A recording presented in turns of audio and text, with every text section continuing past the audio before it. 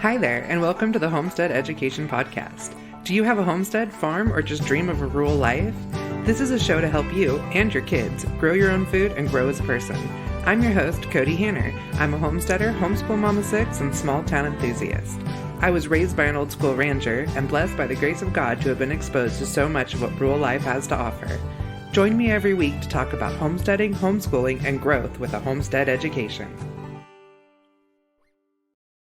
Hi, everyone, and welcome to the Homestead Education Podcast. Today, I have my friend Laura Cox from Cox Homestead, and thank you for coming on today. Oh, thank you for having me. I'm so excited to chat with you. So Laura and I actually met last year at Homesteaders of America, but we keep bumping into each other at events, and we decided it was time to hop on and chat on a podcast. Yes, I'm so honored to be here. God has brought us full circle. It's been beautiful to see. Yeah, absolutely. I mean, we were actually talking before the call that we met each other at Homesteaders of America last year. We were both just kind of like, oh, nice to meet you. And we came full circle at the Women's Homestead Convention and really hit it off, and just so excited to be able to reconnect again. Yeah, it's funny how the Lord works, because I practically blew you off in the fall because I don't homeschool. And so I was like, oh, you do homeschool stuff? Huh, great, And then I see you in the spring here in Tennessee, and I'm like, I've been waiting to see you. This is awesome, So it worked out beautiful. Oh, that's wonderful. Yeah. So, I mean, I definitely want, you are big into rabbits, and that's why I wanted to bring you on today. But just to kind of back up on that, the reason you were kind of like, oh, homeschool is because you hadn't had a lot of good experiences, right? Yeah. I was sharing a little bit before we hit record. I've been hurt by a lot of homeschool parents and moms in particular. And I just have put up this wall in my head that I didn't want to associate with them. I didn't want to be one of them because they hurt me. And so through the process of that, the weekend we met back in the spring, the Lord revealed to me that, if I end up homeschooling, like, I don't have to be that way. I don't have to be hurtful and judgmental and cast people out for not doing things the way that I do. And so we do use the public school system, and I actually am a substitute teacher in the public school system. We have a little K-3 school right down the road here that's absolutely precious. Given we're in the Bible Belt, it's pretty close to a Christian school in a public school setting. Right. A lot of great people. It has been absolutely wonderful. And so when people are so quick to bash public schools, I'm like, these are awesome people. Like, I'm having a great experience. I don't know what's wrong with you, And I totally understand it. My kids started in public school, and they went to the same elementary school that I went to. They had some of the same teachers I did, and the teachers that weren't the same were my friends I went to school with and had already, gone back into teaching themselves. Like, I felt so good about the school my kids were in. My husband and I moved out of California, and everybody kind of goes, oh, California, that's going to be the worst schools. I lived in a town of 1,700. Oh, wow. These were my people, I was actually, my kids were 6th generation in that town. Oh, wow. Yeah. So when my husband and I moved to Oregon, actually, they started going to public school there. And that's where we were like, this is not for us. And we were even in a really small town in Oregon. And it was 8 years ago. So it was long before COVID and any of those types of things. We didn't feel like they were hard enough on our kids. We actually had a conversation with our oldest son's, it was his 8th grade teacher. And he said something along the lines of, we're like, he hasn't turned anything in, and the stuff he has turned in, we've seen it. It's not good. And it wasn't like we were saying that he was like turning in nothing. Like, it would be like, write a 5-paragraph essay and he'd write 5 sentences, And the teacher goes, well, I found it really hurts the kids' feelings if I don't just give them A's. He's like, so I give them A's on all their regular work, and then we work together on their big projects. And I was like, no, like, that's not how this works. Oh my goodness. Wow. And we were kind of running across that issue, like running into that issue across the board. Like, my one son who has the ODD that I talked about on Joe Winger's podcast, he would just, he was disruptive in class. And so we sent him to the calm down room where he was able to watch a TV show that made him feel more comfortable. And I'm like, yeah, no wonder he goofs off every day in class, because you just send him to a room where he's playing games and watching TV. Like, of course, yeah, he's going to do that. Oh, wow. That So is different for sure. I could see a big, huge culture shock going from, your small little school that you felt like was doing a good job to, we're just here to have a good time and make everyone happy. Right. And we were like, yeah, we're done, Which is interesting, Kody, because I feel like a lot of parents want what's going to make their kids happy and want what's going to make their kids comfortable and thrive. And so for you to say that, that's where I relate to you, and the fact of like, no, we're going to get our crap done and we're not going to goof off. I kind of laugh when you were like, most people want their kids happy. Like, yeah, no, we're not about feelings. Like, productivity only. No. Yeah. I just felt like it was a different environment. Like, I felt like I wanted them to have accountability, to be able to understand due dates, to understand, like, my daughter would come home and then she'd write something and I'd be like, no, that's, she was only in first grade or something. And I'm like, that's not, right. Let's try it again. And she's like, well, my teacher said, as long as I try my best, that's all that matters. And I'm like, no, because like you're not putting your best effort in. You're just saying, I did my best. Mm-hmm. Like, there's a difference between actually doing your best. Mm-hmm. And you as the mom know that best. You know what their best is versus what they're saying their best is. Yeah. And so there was a whole other, there were some diagnoses with my husband and that type of stuff that we were like, it's time. Let's bring the kids home and let's focus on the things that we find important. And that included extra time with my husband, because he was given a really bad diagnosis. They told him he had about a year to live. Oh, wow. We're 6 years later and he's in the best health he's ever been in. So praise God. That's awesome. Yeah. That was the catalyst to our homestead journey. So what a wake-up call though. Yeah. I mean, we'd always we hunted, we had gardens, but we weren't growing all our own food. And they told him yeah, you might have about a year. Maybe if you eat a little healthier, you can push that out. Oh, wow. Yeah. And okay, is he gonna write a book? No, I might, but he can't even write a grocery list. But there's going to be a story to tell for sure. There is. Yeah. I definitely think it's a story that I can really connect with a lot of people on. So yeah, it's a lot of, that's awesome. And, to even see the weight that has been lifted off him, getting his most recent labs and scans and stuff back, that he's a totally different person. So it's been really amazing to watch. So I'm enjoying that. Well, I will say one of the main reasons I got into raising rabbit, even meat of our own, is for health conscious reasons, knowing exactly what's in my food, where it's coming from. And then later on, it's, how it's cared for and all the other things that go along with that. But I was a very overweight child and have struggled with the consequences of that, into adulthood, into you're preaching to the choir here. Yeah. Yeah. And so my whole thing with my kids and with my husband and our kids is, we just want to give them a fair chance. We want to give them the healthiest childhood we possibly can, be that outside time, quality food, quality time, those type of things. But that's kind of what I get it. I was an overweight kid, but we were in that generation where I'd come home from school and my mom would be like, here's your soda pop and Cheez-Its for your snack before we go to your swim lessons that'll help you lose weight. Yeah. Yes. No, that's not how that works. Yes, you're exactly right. Yeah. Pop-Tarts and Cheez-Its and cookies. Right. And, I'm not going to deny, we went on a road trip recently and we stopped and we got Cheez-Its and, because that's fun car food, but we also had a thing of hummus and cut up vegetables too. So, there's a balance. Yes.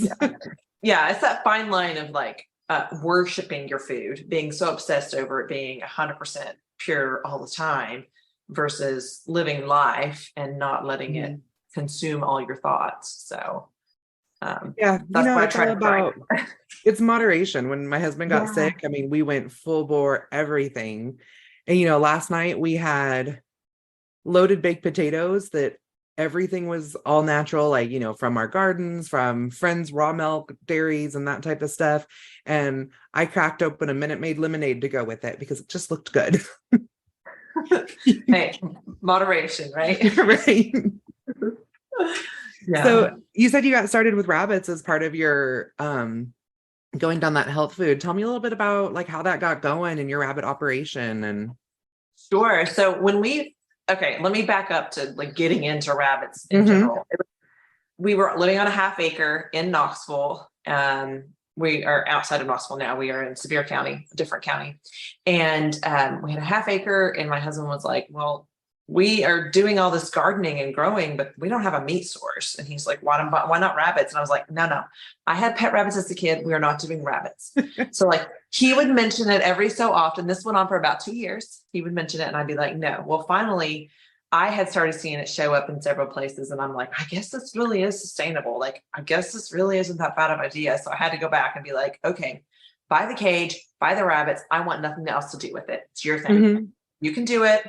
Happy birthday. Not my thing, And so he went and got the cage by himself. But then he was like, do you want to go to the farm with me to get the rabbits? And I was like, oh, I guess so. He said, well, do you want to pick them out? And I was like, yeah, I will. And so his project, he incorporated me into it somehow. And then within 6 months of having those rabbits, I had taken over the whole operation. I had fell in love with caring for them, how easy their care is, how clean the Mhm. animal is. And so I'm ready to give up Cornish crosses and go to rabbits.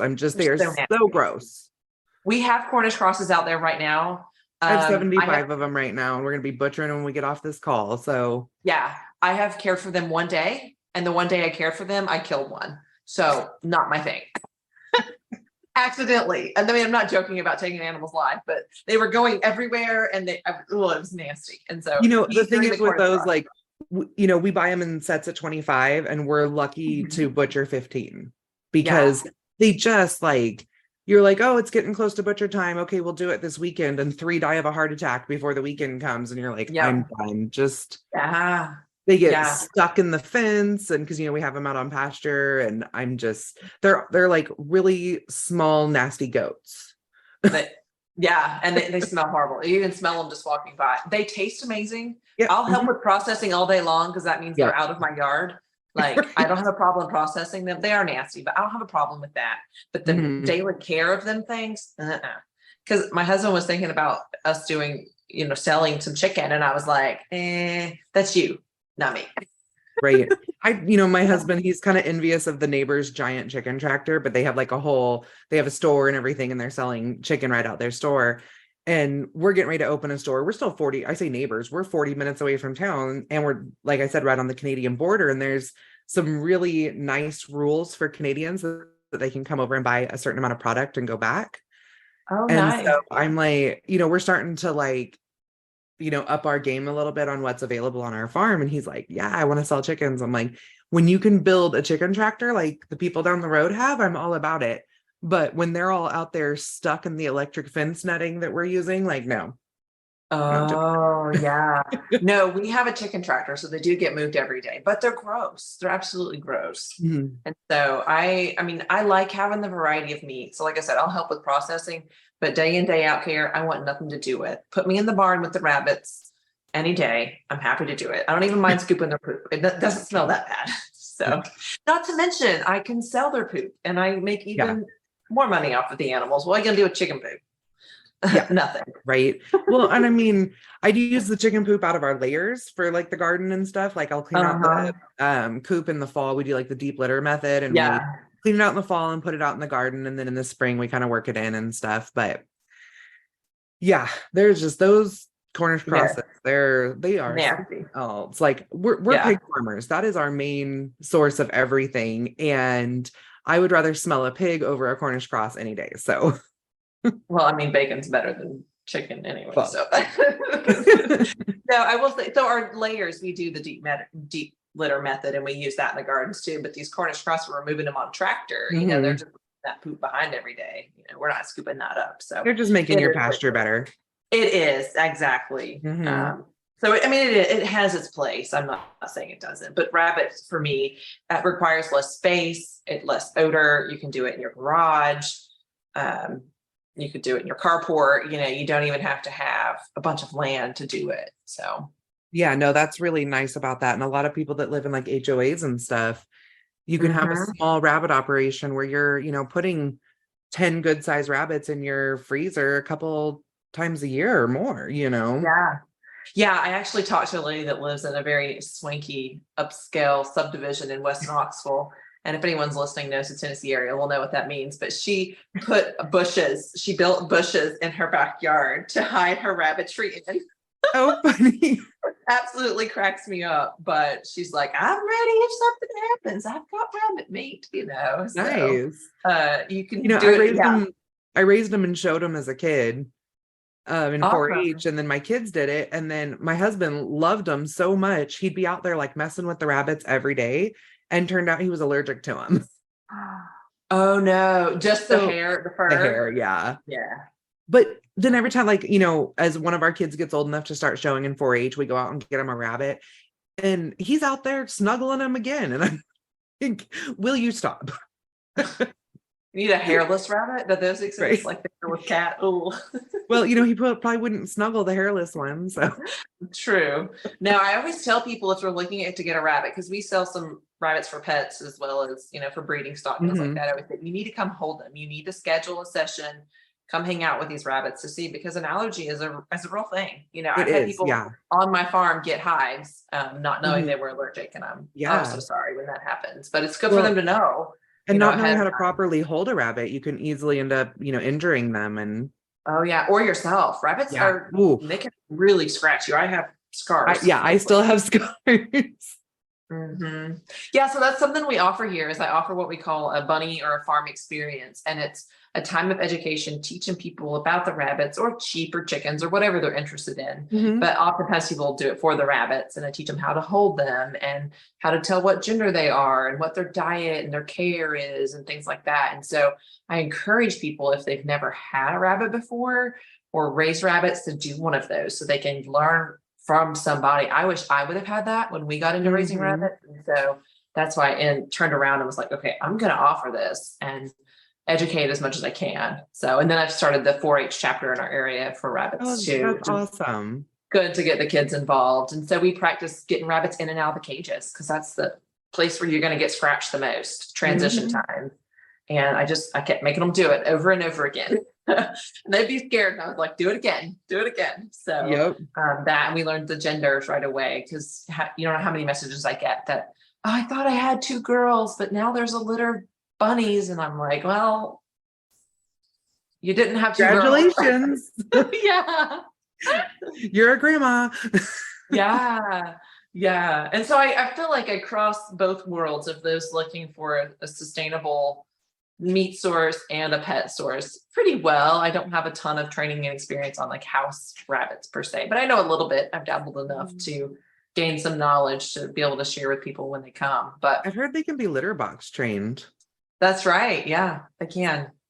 Blows I'll just my add mind. that if you're looking to do that, don't put them on a wire bottom cage in your house and try to litter box train them, because they're just going to go through the wire bottom cage. But if you have them on a flat surface and provide a litter box, then they're more likely to go to it. Oh, okay. That's good to know. Yeah. So let's talk breeds a little bit. Like, what kind of breeds do you suggest for pets versus for a sustainable meat source? Because I think that's where a lot of people get confused. Yeah. So really, one of my mentors taught me that any rabbit could be a meat rabbit. It just depends on how much meat you want. Right. So there's not a like, you can't eat this, you can't eat that. Obviously, if you're dealing with a long-haired rabbit, you're going to deal with a mess when it comes to processing them. So we use short-haired rabbits. We have New Zealand's, and then we have a line from Polyface Farm in Virginia. And then I have recently bought a French lop to incorporate to see if I can get bigger grow out weights. Yeah, those are big. Day of processing will have more meat, ideally.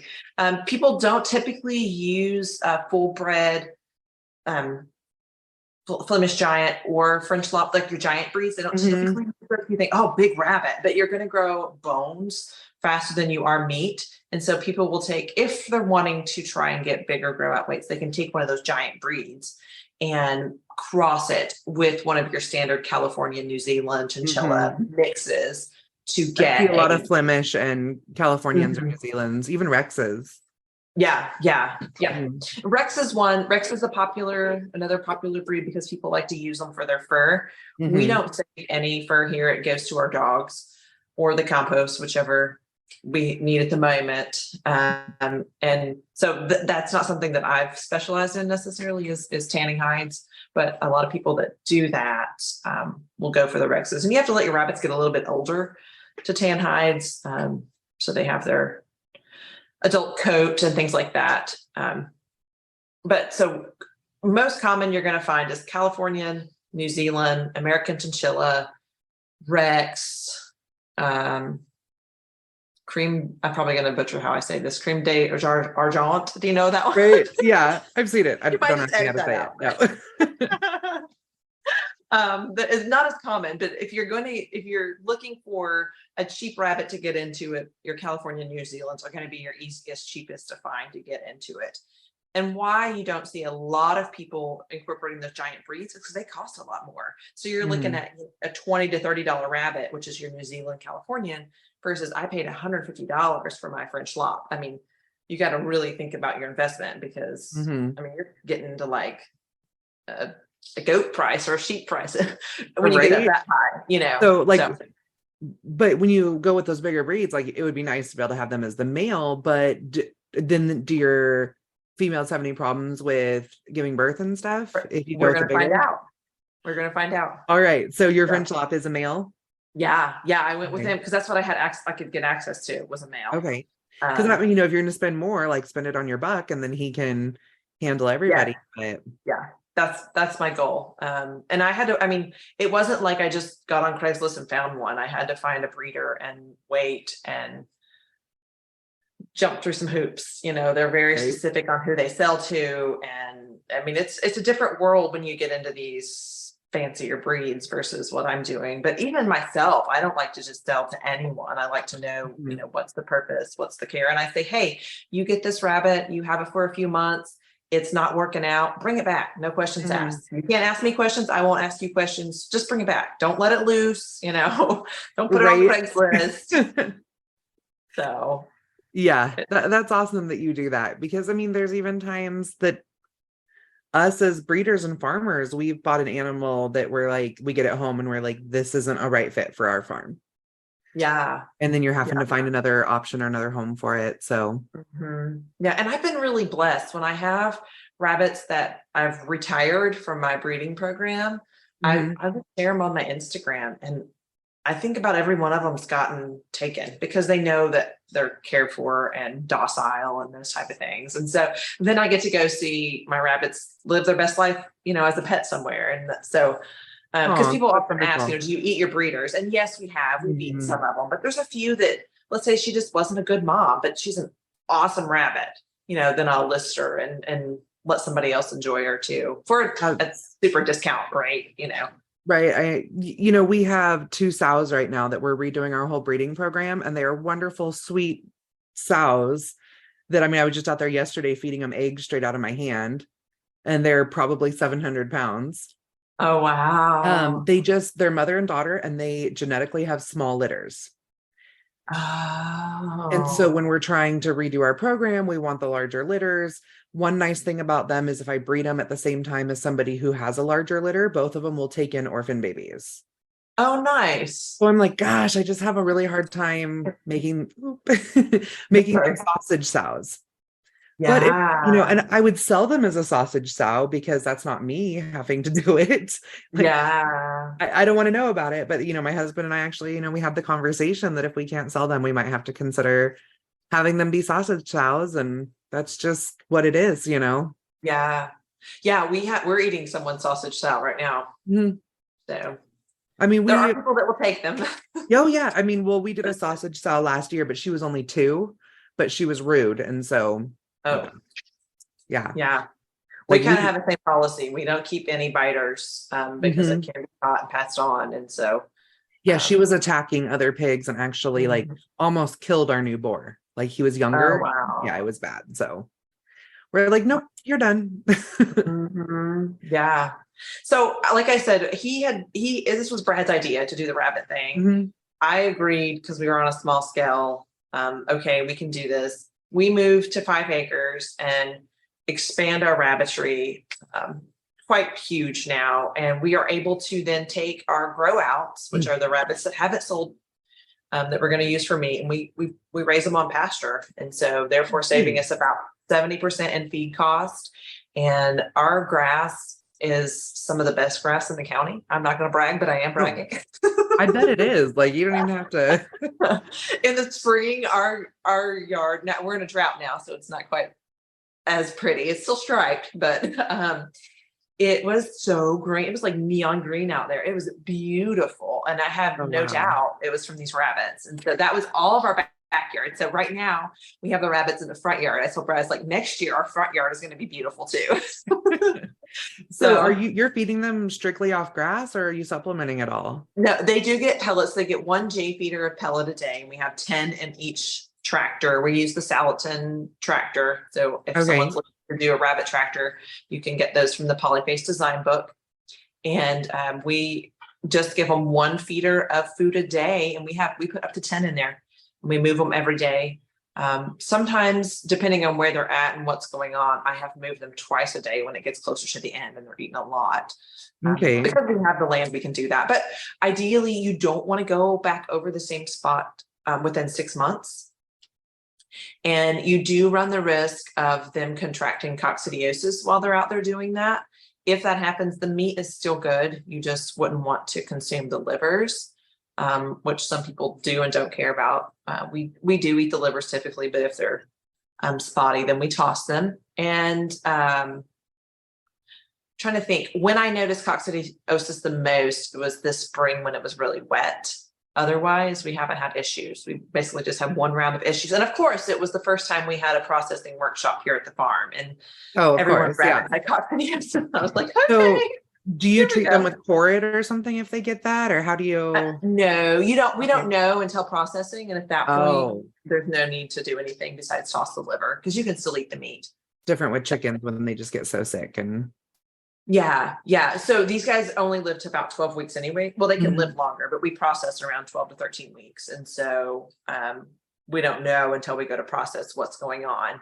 Now, if I had an Okay. outbreak in my barn, which is where all my breeders are, then I could treat them with something. But Oh, um, okay. I get what you're saying there. our Yeah. main breeders are up off the floor in the barn, protected. Okay. So Because yeah, they're not I've never dealt with whatever. coccidiosis with anybody that was gonna be butchered. So I didn't know if there was like a withdrawal time on that or anything. Yeah, yeah. I mean, you can treat them. Some people do, but we don't. Simply, we just toss the livers or give them to the Oh, dog. okay.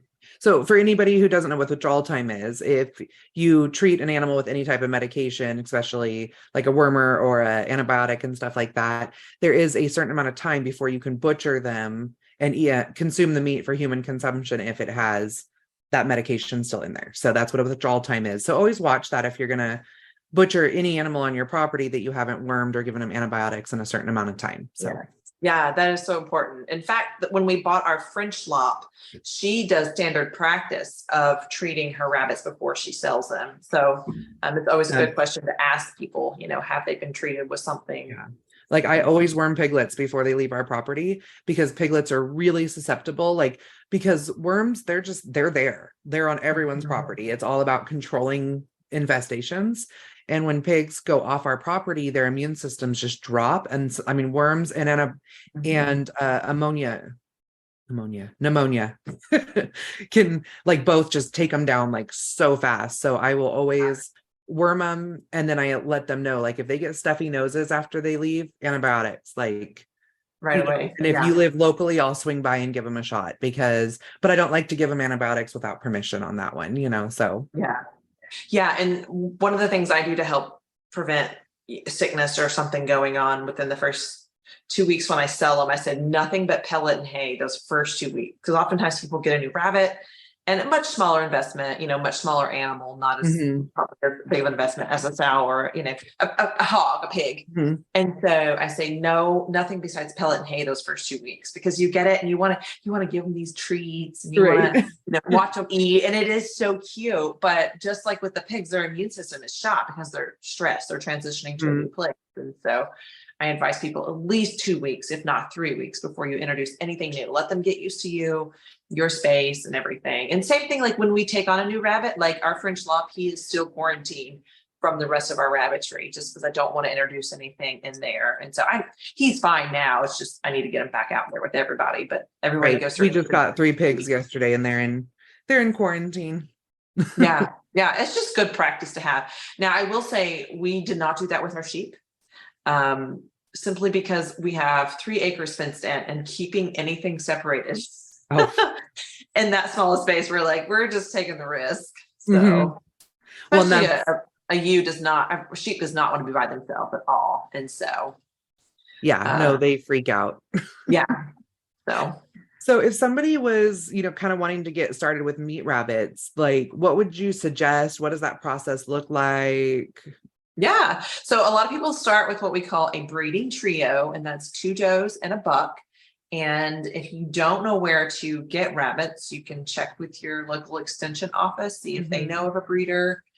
Check with the 4-H groups. Oftentimes you can find very good quality rabbits from 4-H group, because they're breeding to standards, especially if they're doing show rabbits. You can get good quality meat breeders going that route. After you've gone those 2 routes and you're still desperate, you can look on Craigslist or Facebook groups. I would just encourage you to ask a lot of questions where you're purchasing your rabbits from. Don't be shy.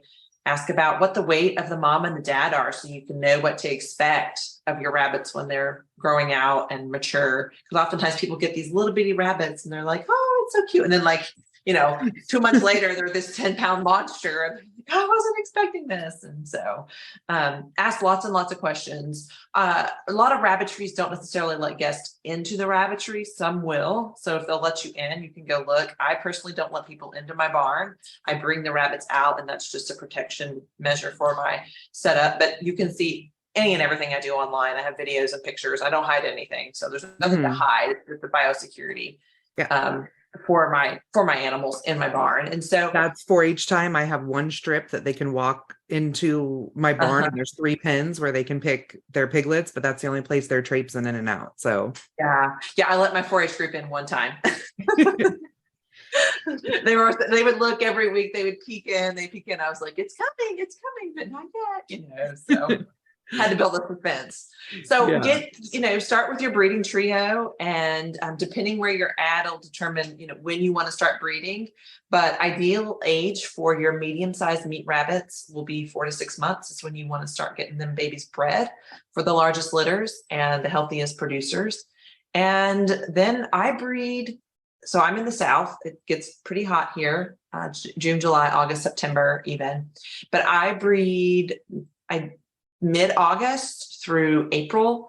Once April hits, it's starting to get warmer. I typically don't do any more breedings. And so then my does have off a few months, and I have a few months to catch up on everything and give them a break, because it can be really hot, like the heat. I don't have heat specific rabbits, because there are some, if you're in Florida or Texas, there's the Texas A&M breed that's supposed to be really hardy for those in a warmer climate. But we just have your standard New Zealand and polyface rabbits, so we give them a break in the heat of the summer. Nice. So what is the gestation period on them? The gestation for rabbits is 28 to 35 days. Most kindle around day 31, day 32. We provide nest boxes at day 28, and then I put some straw in there for them, and then I expect babies within a few days. First time moms will sometimes go a little later. That's why I say up to day 35. If you've bred your rabbits, you have to watch for them to successfully breed, which we call that a fall off. And if you've had that where the buck actually falls off, I don't know how else to say it, but it's an act. It's not just a hump motion. They actually have an act where they fall off or thump real hard afterward.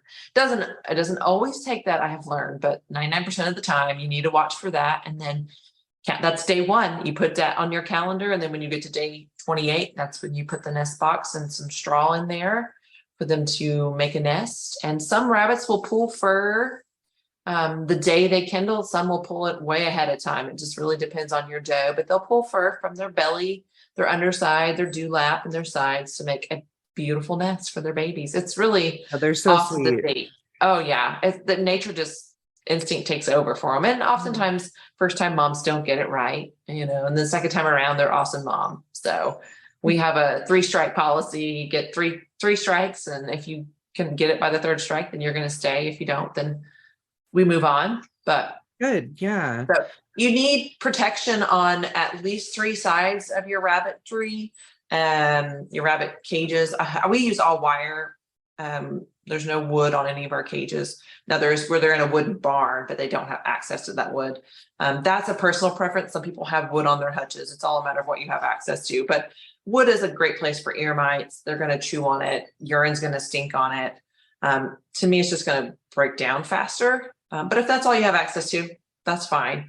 You at least need a cover over top. And like I said, 3 sides. And then the summertime, depending on where you are, you can get by with less. You just want to make sure they're not in the heat of the sun because it will do a lot of damage on them. Essentially, they're wearing a winter coat. And so getting that shade to them is really important.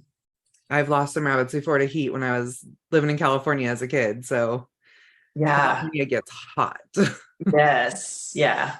So, it's very important. My rabbits do better in the winter months than they do in the summer months here. You go out in July and they're just like, like, you can do it, baby. Hang on. That's why I don't make my mothers have babies during that, because it is a lot. Yeah, that's too much. You'd probably lose a lot of babies too. Yes. Yeah. I've one of my best friends, I warned her, I said, I'm about to say her name, but I won't call her out. I said, you better not breed them again. Well, sure enough, she did. And she's like, I'm losing babies. This was in June. I think it was last June. And I was like, I warned you. Like, right. She's like, you're right. No more. And I'm like, exactly. You have to give them time off. So when you're feeding out some kits for butcher, yes. What's kind of your process during that 12 weeks with them? Okay. So they're with their mom until week 6. At week 6, they're either sold to another family or they go out into the tractor, the rabbit tractor in our yard, and they're there from week 6 to week 12. And then around week 12, we will pull the day before we're going to process, or the night before, we'll pull their food and water. And we're typically morning people. If we can, we get up, the next morning and take care of them. They get all the grass they want, and then a thing full of pellet, and it's pretty easy, really low maintenance. And our tractors are so light, the kids can move them. So it makes for a great chore for them too. I'm not going to lie. It took me a while to get comfortable with processing. Brad did all of that for the first probably year and a half. And then he would just bring me these carcasses and I would cook. I had no problem cooking and quartering. I just, the initial taking the life was hard for me.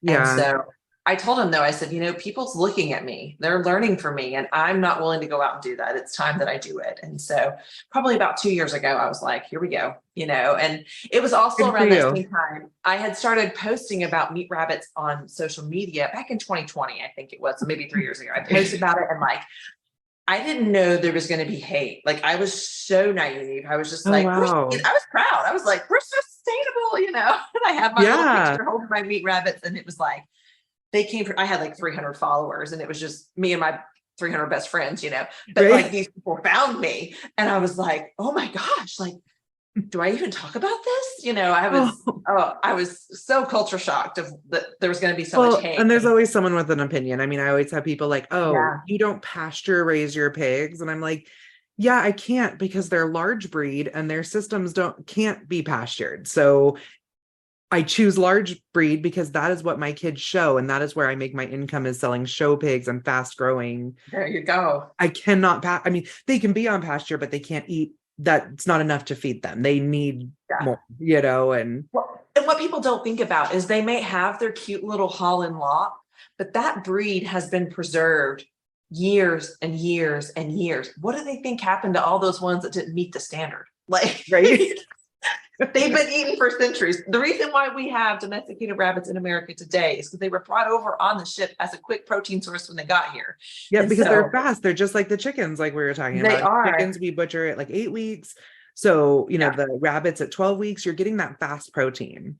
You really are. And so all this hate come in, and I didn't talk about it hardly at all on my social media for probably a year. I had to really wrestle, like, am I going to share about this? And I think I had made like one other small post about a year later, and people were like, I'm so glad you're sharing about this. The few positive voices spoke up, and I was like, you know what? I have to push forward with this. I have to teach people that they can do this, and that it's not a crime to raise your own meat, essentially.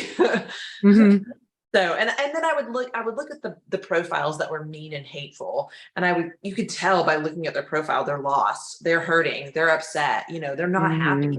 Their mission was to steal my joy, essentially. And so thankfully I was able to look past that and push through. Oh yeah. I have people come sharing on my page just to like make fun of my kids' names and stuff. You're like, go find something better to do. Right. Yeah. I've had a few tell me I look like a man, and I'm like, okay, you dug deep for that. Right. Yeah. I have, I'm a big girl. I had somebody comment that it looks like your body is floating. Well, the picture was, I was wearing a sweater and the wind was blowing. I'm like, thank you. Like, I feel so much better about myself now. Right. Right. So for me, it was overcoming, like, they're angry or hangry is what I say. They're hangry people, that don't like me educating. Maybe you should eat some rabbit and you'll feel better. That's right. And, they're so multi-purpose. You can use their manure as a cold compost, can go straight on your garden. If you have a dog, any scrap pieces from that rabbit, minus the intestines, we compost those. But the heart, the kidneys, the liver, if you don't want to eat it, the I lung. always feed my dogs the offal because that's not. Yeah. We just don't like it. So yeah. The ear, everything. Yeah. Yeah. And so essentially our dog's getting like the best food possible too. We have no problem getting the best food for our dogs. So why not our humans too? So right. They're so multi-use. And then like I said, our garden is amazing because of it. And then we have this food, and I'm able to offer education classes. I'm able to essentially turn them into a small business that helps pay for itself for us to have this lean meat. Oh, that's awesome. Yeah. Yeah. So about how big is a carcass after butcher? So we shoot for 5 pounds live weight. We don't always get to that because I do have a few that I keep for looks, because I do sell so many for pets. Some of my New Zealands are a little bit smaller. Ideally, you would have 5 pounds. A good rabbit for me is a 5 pound live weight, 2.5 pound processed weight. Okay. We're bringing in this French slop, hoping I have a friend up north in Maryland, and she gets 4.5 pounds processed weight with her French slop mix. Wow. So that'd be a whole nother pound. I mean, so yeah, 4.5 pounds processed, that could be a full meal. Yeah. For a family. Like with the 2.5 pound ones, are you having to use 2 for your family? Well, you have a smaller family. No, yeah, we just have 2 kids and they're both still young. That does it for us. And if I put it in soup, it will make, even more. Several, meals. yeah. So, well, let's talk recipes. Sure. What are your favorites? I have found that I really like to cut my rabbits up and quarter them. And then I love it grilled. It's amazing. You have to do whatever you're doing with rabbit. You have to do it low and slow. So low temperature for a longer time. You kind of get that like gaminess, like a little bit more than you would with like a chicken or something. No, it's so lean. There's hardly any fat. And so if you cook it fast, you're going to make it tough. Okay. I add a fat. I prefer bacon grease or olive oil. Anything with a lower smoke point is fine because you're going to be cooking it low anyways. And then a lot of times I just use my seasoned salt on it and grill it, or put it in the oven. I'll just put it in a pan with some bacon fat on it and my seasoned salt, and put it in at convect 275, and probably in about an hour and a half you have the best tasting rabbit you could ask for. And if you want to do it whole, you can do it similar. You just got to make sure you're checking different parts to make sure it gets up to temp. But Okay. then I will cook it sometimes, and I have found if you boil it and pull it off the bone, it tastes rabbity. If you grill it or cook it in a similar fashion of chicken, it tastes more chicken-like. I like a lot of it off the bone. I don't mind to eat the big legs off the bone, but I love the tenderloins. And so I'll make a whole pack of tenderloins in the pan, like chicken tenders, grilled chicken tenders with bacon grease and seasoned salt. Oh, They're yeah. amazing. Yeah. It's really, there's a learning curve when you get it. A lot of people say, oh, it was tough. I was stringy. I didn't like it, and I'm like, well, you kind of got to learn. People say just cook it like chicken, but you got to cook it slower and add a little bit more fat because it is lean. But once you figure it out, it's delicious. Absolutely delicious. Yeah, I'm getting hungry. Yeah. So if you have like a breeding trio, like how many rabbits are you looking at being able to butcher a year in a ideal scenario? Sure. So at my rabbits, I usually get about 3 breedings a year from them. Okay. And I'll just use my polyface ones as an example because we got those this fall and got to work. I guess we would have had 4 if I would have used them. Yeah. We would have had 4 litters if I would have started with them right away, but I didn't. I think we started in October with them. So 3 to 4 litters a year, depending on, but let's just say 3 in case you don't have a ton of room to put a bunch of grow outs. Getting 8 per litter. So 8 times 3 is 24 rabbits. 24 times 2 is 48 plus another half pound. So let's say 50 to 60 pounds per doe. So Oh, wow. you're there at 100 to 120 pounds of meat from 2 does and above. I mean, that's pretty good. That's a third of your dinners for the year. Yeah, it's really good. And then you can use the bones for bone broth. And so I have all sorts of, or people call it stock broth, whichever you interpret or however you cook it. But we always have that, and I'll boil my potatoes in it, or steam the broccoli in it, whatever it is. I incorporate it all the time. So nice. Yeah. I mean, I get busy and like I have a whole shelf in my freezer just of chicken carcasses. So yeah, like, oh, I have time today. I can pull a few out and roast them and throw them in the pot. So, and the nice thing about when I do the bone broth for the rabbits is once those bones are done, I know a lot of people now are doing the whole like making their own bone meal. I'm not that level. I don't have so many hours in the day, but I have those tender bones of rabbits. If it's just rabbits alone, I can go to my chickens. So then it's supplemental chicken food too. So as long as it's good and soft. So well, of course, that's why the community sufficiency is so important. Like, I don't have time in my day for making bone meal. So get it from someone else, or hey, maybe 4 bones. I would be happy to give you bones if I could get a bag back of bone meal. Yeah, I'm all about bartering. Yes. Right. So in the state of Tennessee, I cannot legally sell rabbit meat unless I go through a USDA processor, and the closest processor is 3 hours away. So yep, I feel you on that one. Now, can you sell them a live one? Yes. And then once it's their animal, they can choose whoever they want to butcher it. It can be, Yes. There are some ways around it. I don't do a ton of play. Like there's the custom processing for us, which is like for the pigs. I can have a custom plant, custom slaughter plant come to the house with a mobile butcher. And I already have a contract for somebody else. And they butcher, or they slaughter right there on my land. They take it to town. They butcher, they do all the packing, and that's for someone else. And I was just paid separately. But then in Idaho, we can butcher, it's up to 500 rabbit or chickens a year because we don't have a USDA plant or even a custom slaughter plant, which custom doesn't have to be USDA, anywhere in Idaho. Oh, wow. Yeah. Wow. So we can sell chickens. We can sell, I think, up to like 1,000 chickens. Wow. But we can't sell rabbits. So I would love to, I've dabbled on working with that, reaching out to some people. And then I got working this year, but I'm hoping to reach out and try and get that changed and see, why can't we get this changed? And so, right. I bet there's probably, it's never easy when you're working with government, but if you're no, showing an interest, and yeah, I I was a have food people safety, interested too. right. Yeah. I was a food safety specialist for 10 years. So I worked in food safety plants doing all that stuff. Yeah. Yeah. So, but to me, like the rabbits are so much cleaner, as we was talking about in the beginning. Like, Right.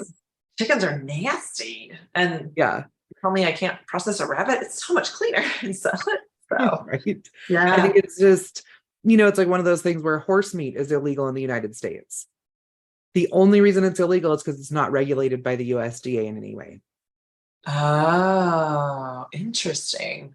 So yeah, I've eaten I've horse. It's fine. I've wondered a lot about horse. I haven't eaten it, but I've wondered. So Right. Once upon a time, I lived really near a place that raised bucking horses, and they had a young one break his leg. I mean, it's really hard to fix a horse's broken leg anyway. yeah. But one that's being raised for a bucking bronc, he would never be Uh-huh. what they were raising him for. So they butchered him. And I was a young single mom, so I got meat. Nice. Nice. Yeah. My friend recently had a bear take out her whole chicken tractor. And I was like, get the bear to replace your meat. And Right. he said if she was to get it, if they were to shoot it, they could have it. But the minute it goes in the trap, that the oh goodness, the park guy Mhm. said, I'm drawing a blank on my Tennessee Department of Fish and Wildlife. Game, or Yes. As soon as it went in that trap, they could no longer have it. I was like, block that trap and shoot that bear so you can replace your meat. Yeah.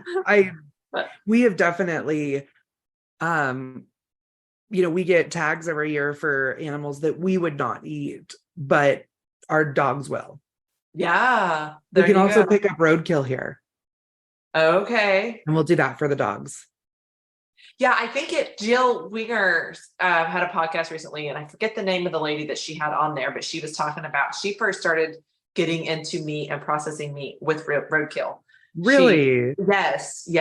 Yeah. Very fascinating. If you haven't listened to that, go and check it out. Because I'm so behind my on eyes were open. podcasts right now.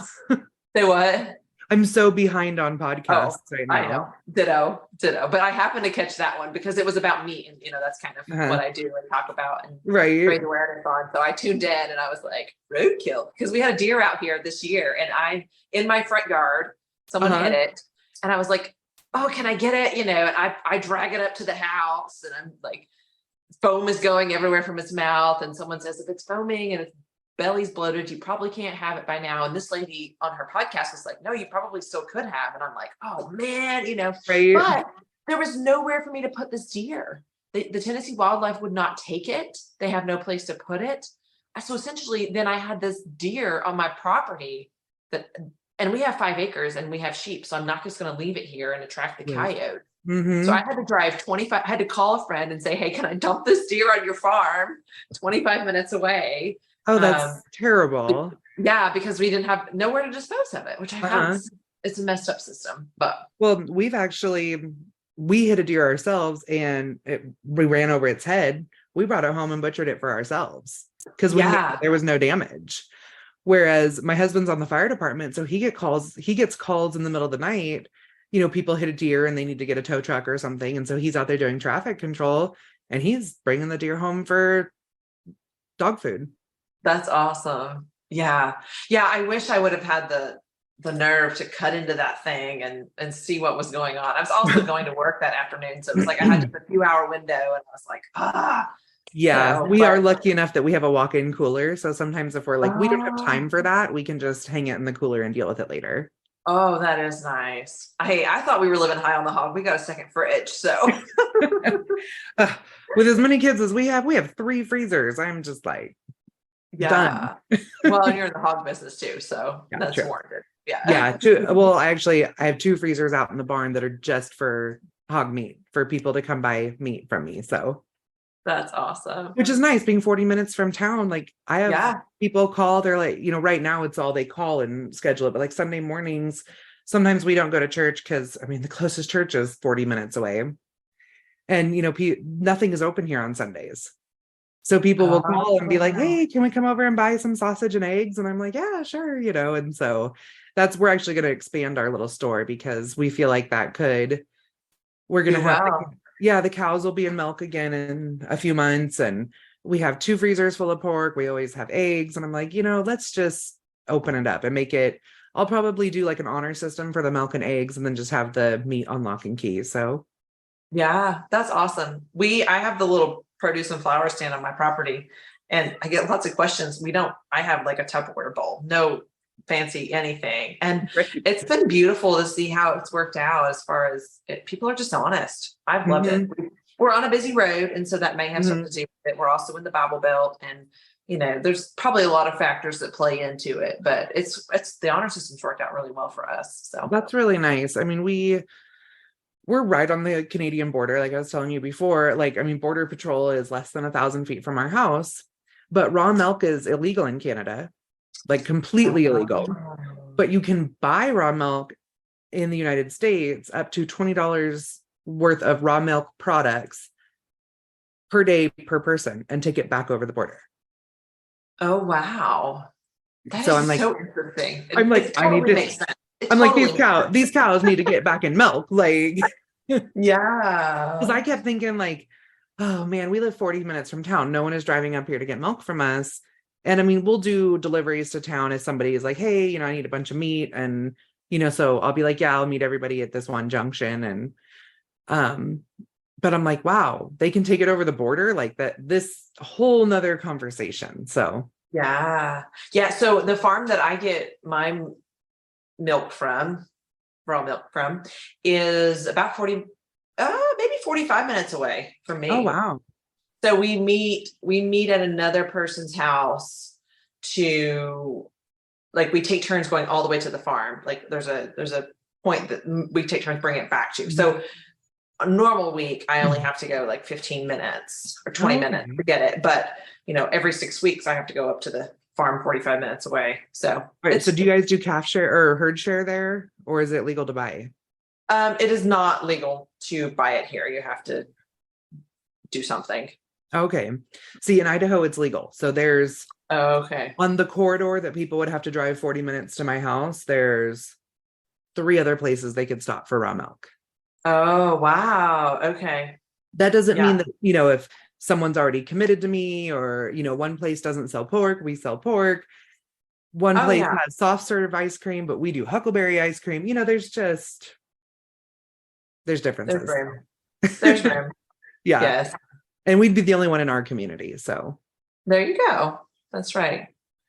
Yeah. Yeah. So we do cut flowers and I have pretty hard the past few years and I love it. It's just kind of a hobby. It's not my husband's thing at all. So if you know anything about cut flowers, it's a ton of work. And he's not into it. So I do it all by myself. And then this year there's like a U-Pick flower farm opening, not even a mile away, or maybe it's a mile away. And I'm like, maybe that's my sign to step back.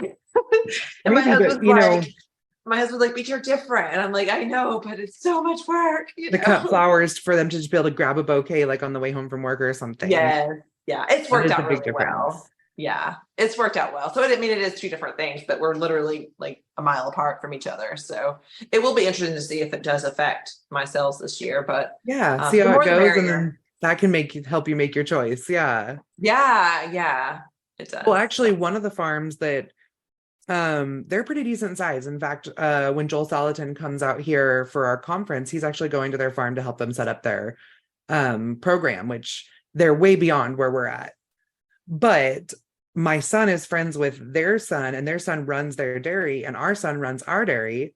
And so he's told him like, you can come help me out and I'll show you how to get your system up and going. So that's awesome. Yeah. Good kids. I mean, we live in a community where 40% of us homeschool. Wow. Yeah. That's so huge. I mean, we just had homeschool prom the other night and there was like 150 kids there. Wow. Okay. But why don't you have a church closer than 40 minutes? Oh, I take it back. There is one 15 miles down the road, but it's very small. Okay. Not where you're going to take your kids for youth group necessarily. No, they do have a youth group, but there's only 3 kids. Okay. Yeah. Yeah. So my Yeah. kids, I'm trying to wrap my head around that.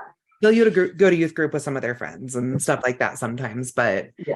it's hard for us to even make it to that. But yeah, it is a really tight community here. And um yeah, I know what it's like in Tennessee. There's a church on every corner All everywhere. Yeah. or a Dollar General.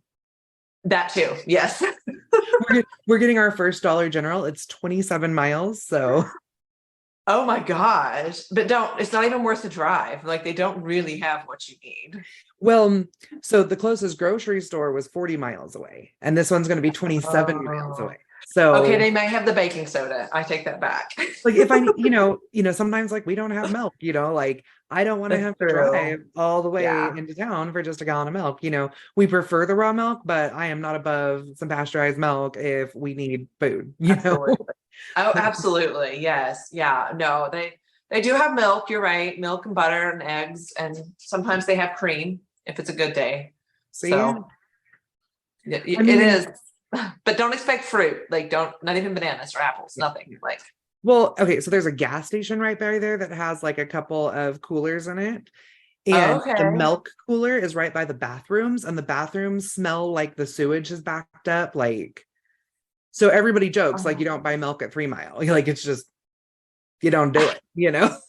And so it's been this big complaint because 3 Miles, like the little like junction just north of town, and the closest grocery store is on the south end of town, like another 10 miles away. So, like, it is frustrating for all of us North County people that are like, I just, I I just just need want the one milk. thing. Like, Yeah. yeah. That's hilarious.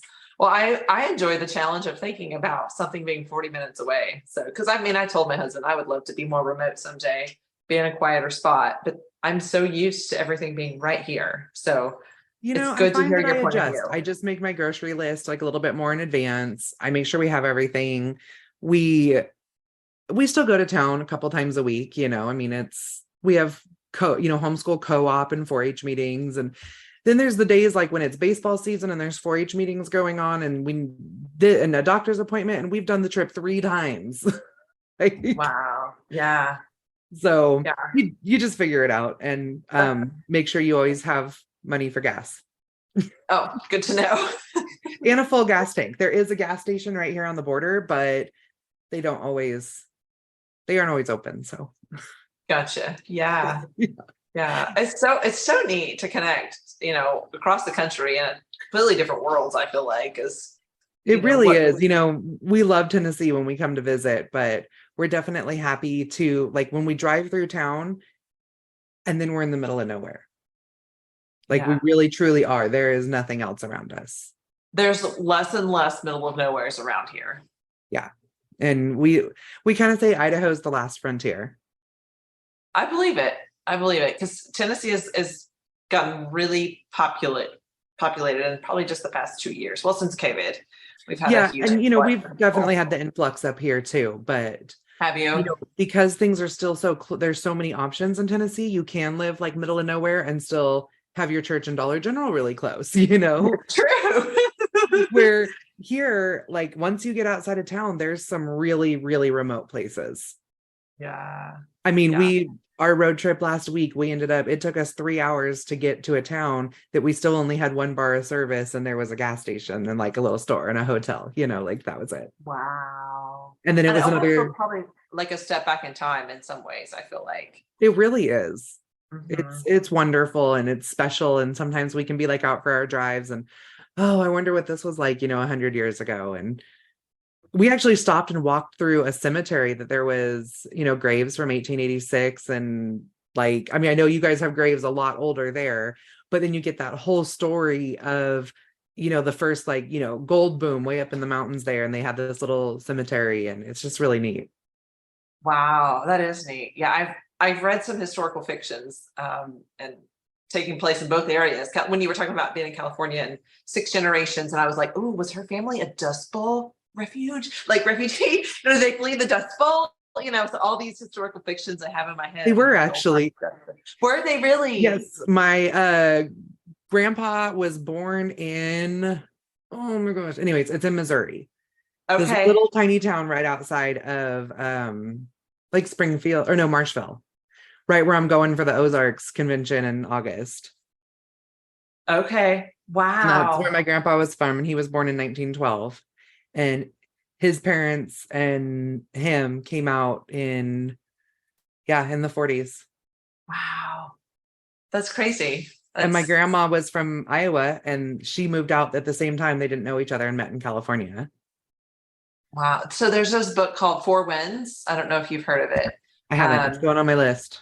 yeah, Four Winds. It's a fiction historical novel. It is forever long, but my library had it on audio and I listened to it all in one weekend. But it was this family struggle of leaving or staying in the Dust Bowl. And I mean, it's one of those, like, you're kind of just suppressed the whole time listening to it, but you can't stop listening to it because it's a world you can't even imagine what they're going Mm-hmm. through. And so, you having family gone through it, you probably relate to it even more and appreciate it. So, Yeah. Well, and if I'm going to read fiction, a lot of times it's historical. So I'm yeah, excited. This is going on my list. yeah, yeah. And again, my library had it. I don't know if you have a library up there, but we can listen. Like, I get several free audiobooks on my Um, library app. yeah, we have a library, but they're going through a little bit of a turmoil at the moment. So we don't take the kids Mhm. there right now. Oh no, this is on my app. Like, I don't go to the Okay. library for this. We The don't get Living that app. fancy. We don't have an app. I'm just saying, you might be able to put your library card in at work. I don't know. It's called the I don't Libby app. know. The what app? Libby. Libby. I don't know if it's nationwide. I've heard other people talk about it, but Somebody was telling me something about it, so I'll have to check that out. But Mhm. yeah, we're part of like the bigger library network, and that's the problem, is our local people didn't want them to be part of the bigger library network because Yeah, of some of the books that are then would be allowed in our library. And when we have sure. such a large homeschool community, sometimes our homeschool kids are in the library every day. And so, Yeah, yeah. and there's That's tough. definitely some books that I wouldn't want my kids to see that are allowed in that network. So Hmm. It's tough because then you don't want them to ban the books that you want your kids to see too. Like that line of, mhm. yeah. Yeah, I mean, I know you live in the Bible Belt, but we are in like an extreme conservative community. Oh, okay. Like when I say extreme, like Ruby Ridge happened in our county, like you know, Okay. the crazy, like, I don't even remember, like Christian survivalist type, like in the mountains, shoot off with the government, like, yeah, that's, Okay. Yeah. Yeah. So they're definitely going to fight anything coming yes, they through. they are gonna fight everything that's like, Yeah. yeah, they want things one way and one way only. So Yeah. Well, I feel like with a lot of the Californians that's moved here, like Tennessee's just getting stronger too, as far as conservative goes. Like, it's just, they're all coming to the South. I do find that people are like, oh, are you overwhelmed by the Californians? Which we were originally Californians, but there's been a lot of life happened since then, Yeah. but they're like, are you overwhelmed by the Californians? I'm like, oh my gosh, they're more conservative than the Idahoans. Yeah. They Yeah. were, but I grew up in rural California, and there's, very conservative people there. So Mhm. And they're classy, unlike a lot of, well, I should probably quit talking, but I I'm an know exactly what Appalachian, so. I know exactly what you mean. My dad is from Middle Tennessee, so yes. My dad was born and raised in Rigby, Tennessee. So Okay. Enough said. We understand what we're yes. where we're going. My dad was like, you fix everything with duct tape and baling wire, and yeah. There you have it. But then he owned 3 shipyards and would go to these giant fancy events and like roll up in his F-350. So yeah. Yeah. Well, like the biggest pressure I have felt is like, the Instagram world where people can paint whatever picture they want. And these Californians paint really beautiful pictures of their gardens and their raised beds and their milking and their everything. And I'm over here like, I guess I should pull my weeds. I love that my photographer, she takes beautiful pictures and makes my trash look like it belongs. So Oh, That's awesome. And I shouldn't just say Californians, but people that come with class to the garden, I'm like, oh man, the competition is on. I was just growing food here, but now I gotta make it look good too. Okay. Yeah, we make things functional and clean, but it is not beautiful. I mean, it's beautiful in its own way, but it's not Pinterest worthy. Like I have this beautiful, beautiful yard, and at the edge of it is where like our hayfield meets up, and there's like weeds all on the edge, everything. Like it's just, but it still produces. So, and that's all we need. So, yeah. There you all go. right. Well, we're coming to the end of our time. So I want to ask you my favorite question for all my guests. And that is, what does keep growing mean to you? I look at it from a point of my faith. Keep growing in my hope, keep growing in my faith in God, my trust in him, probably is what I would say. And then personally, keep growing is I got to keep challenging myself to learn more, to do more, to give more, to be more. I should have prepared a better answer, but that's first things that come to mind. So, you know what? I purposely don't tell anyone about that question unless they've already been listening to my podcast, because I want that. And I have, but I didn't even think about it. No, I did the same thing on another podcast where she asked everybody what their best time outside is. It was 1,000 hours outside. Oh, yeah. And so I talked about hunting with my dad and being in the Jeep and the smell of the dust and the hot sage, and how I can smell sage on a hot summer day now. And it can just take me right back to being in the Jeep with my dad. Oh, wow. And she was like, oh, that's beautiful. And then I got off the call and I was like, I was in a Jeep. Does that count as being outside or inside? Like, and I stressed on it. No, the top was totally off the Jeep, right? I had a window down. Okay, there you go. That's hilarious. So yeah, everybody has their moments where afterwards they're like, Oh, no. Yeah.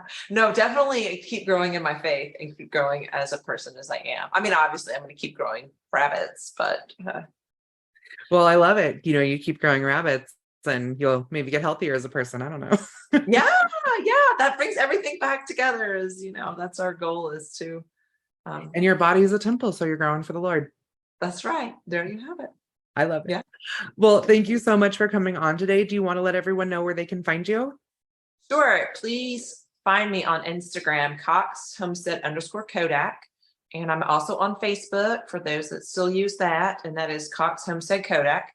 And our website is www.cox-homestead.com. And you can also find me on YouTube, where I do a lot of just answering frequently asked questions. And occasionally I'll do a vlog type video. I'm hoping to do more of those this summer since I'm off. So those are the main places you can find me. Well, I'll make sure that I link this in the show notes. And thank you so much for coming on.